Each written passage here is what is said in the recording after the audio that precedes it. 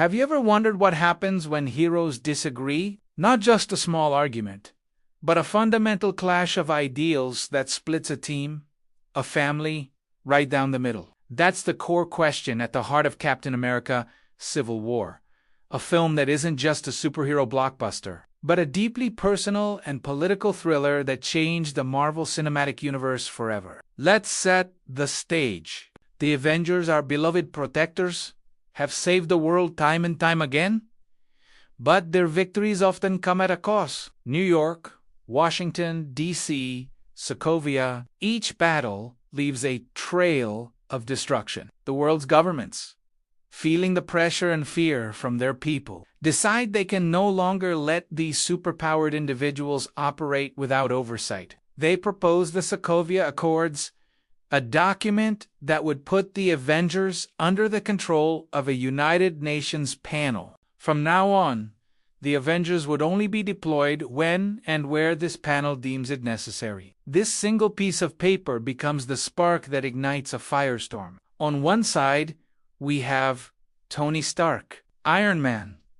Haunted by his creation of Ultron and the devastation in Sokovia, Tony is weighed down by guilt.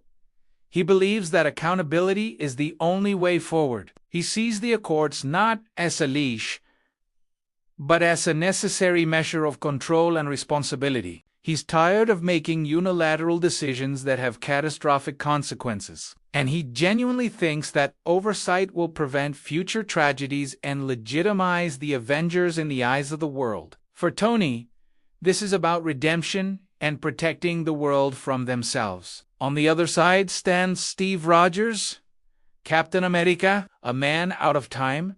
Steve has seen firsthand what happens when governments and institutions get too much power. He witnessed the fall of SHIELD from the inside. Corrupted by Hydra, he doesn't trust agendas, committees, or politicians to make the right call when lives are on the line. For Steve, the safest hands are still their own. He believes that giving up their autonomy means surrendering their ability to do what's right, to help people immediately without getting tangled in red tape. He fears the Accords could be used to send them on missions they don't agree with, or worse, to prevent them from acting when they're desperately needed. His stance is rooted in a deep-seated distrust of systemic power and a fierce belief in individual freedom and moral choice.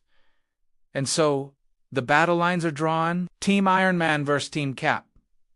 It's not a simple case of good versus evil. That's what makes Civil War so compelling. You can understand both points of view. Do you side with the pragmatist, Tony, who seeks to prevent chaos through order? Or do you stand with the idealist, Steve, who believes that true justice can't be let? The film masterfully presents both arguments, forcing us, the audience, to pick a side. This ideological conflict quickly escalates when Captain America's oldest friend, Bucky Barnes, the Winter Soldier, is framed for a terrorist attack. The world wants Bucky brought in, dead or alive. Steve, believing in his friend's innocence and knowing Bucky is a brainwashed victim, goes against the Accords and the world to protect him. This act of defiance puts him in direct opposition to Tony Stark and his pro-registration heroes. What begins as a political disagreement becomes a deeply personal manhunt. This is where the film truly shines,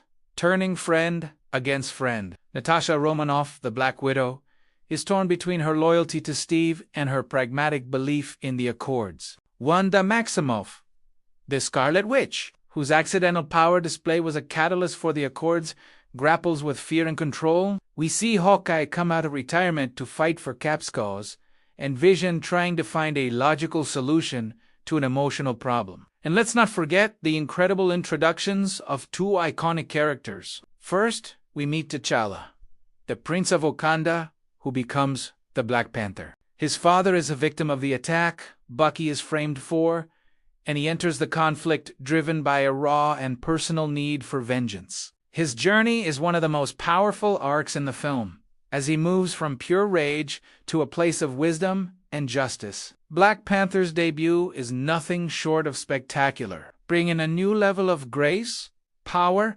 and regal intensity to the MCU. Then, there's the moment that had theaters erupting in cheers. Tony Stark, needing more firepower, takes a little trip to Queens to recruit a certain friendly neighborhood. Tom Holland's debut as Peter Parker is an absolute joy. He's witty, he's awkward, he's genuinely a kid, and he's completely starstruck by the Avengers. His introduction injects a much-needed dose of lightness and fun into a very heavy film. Seeing him swing into action, webbing up giants, and bantering with seasoned heroes is a pure comic book fan's dream come true. All of this culminates in the now legendary airport battle. It's not a fight against a faceless alien army or a killer robot. It's a family feud. It's hero versus hero. And every punch, every blast, every shield throw carries emotional weight. Ant-Man becomes Giant-Man. Spider-Man takes on Captain America. Scarlet Witch tears through the battlefield. It's a visual spectacle unlike anything we'd seen before. But it's also heartbreaking. These are people who have fought side by side, who care for each other, as Vision says. This is a cataclysm. And he's right. The cracks in their relationships are becoming chasms. But the airport isn't the final act. The true climax is much smaller, much more intimate, and infinitely more devastating. The true villain of the story, Zemo, isn't a super soldier or a god. He's a man who lost his family in Sokovia. He knows he can't defeat the Avengers with force, so he aims to break them from within. He orchestrates the entire conflict, framing Bucky and leading Tony and Steve to a forgotten Hydro base in Siberia.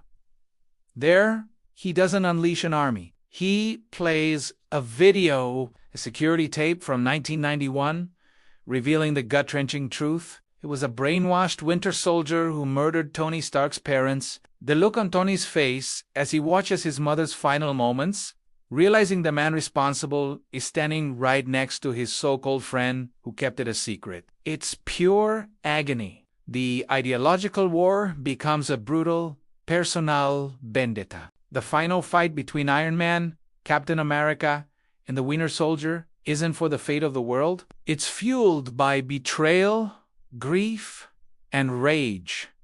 It's raw, ugly, and desperate. When Steve finally disables Tony's suit, he drops his iconic shield and walks away with Bucky. That shield, a symbol of his identity and his partnership with Tony's father, is left bending. The Avengers are broken. Tony is left wounded and betrayed. Steve is a fugitive. The family is shattered. And Zemo, from his prison cell, has won. Captain America: Civil War is more than an action movie. It's a tragedy about the cost of conviction, the burden of power, and the fragility of friendship. It redefined what a superhero film could be, proving that the most impactful battles are not fought against monsters, but against the people we love. It laid the groundwork for everything that came after, from Infinity War to Endgame, by tearing its central heroes apart. It's a complex, emotional, and unforgettable masterpiece. Thanks so much for watching. Which side were you on? Team Cap or Team Iron Man? Let me know in the comments below. And if you enjoyed this deep dive, don't forget to like and subscribe for more content on all things Marvel. See you next time.